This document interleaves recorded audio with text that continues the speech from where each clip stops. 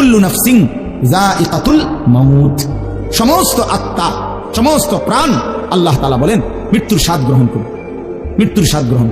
কুল ইন্নাল মাউতাল্লাযী তাফিরুনা মিনহু ফাইন্নাহু মুলাকীকুম, আল্লাহ তাআলা বলেন হে নবী আপনি বলে দেন, ও দুনিয়াবাসী, মৃত্যু থেকে তোমরা যেখানেই পলায়ন করো না কেন, মৃত্যু তোমাদের সাথে সেখানে গিয়েই নিজেই মোলাকাত করবে, সাক্ষাৎ করবে। তুমি ডাকতে হবে না, মৃত্যু নিজেই আসবে, মৃত্যু নিজেই আসবে।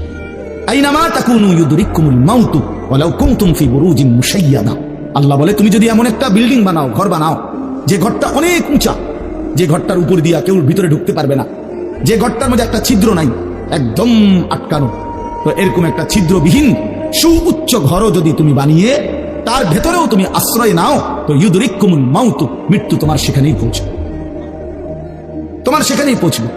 প্রিয় ভাই আমার, বন্ধু আমার, নওজোয়ান সাথীরা আমার, মৃত্যু এক অনিবার্য বাস্তবতা, চিরন্তন বাস্তবতা, এটা গ্রহণ করতেই হবে। হাসলেও মরতে হবে, কাঁদলেও মরতে হবে, সুখেও মরতে হবে, দুঃখেও মরতে হবে। রাজপ্রাসাদ আর অট্টালিকার মানুষটাও মরে যাবে, জীর্ণ কুটিরে যে লোক থাকে, হ্যাঁ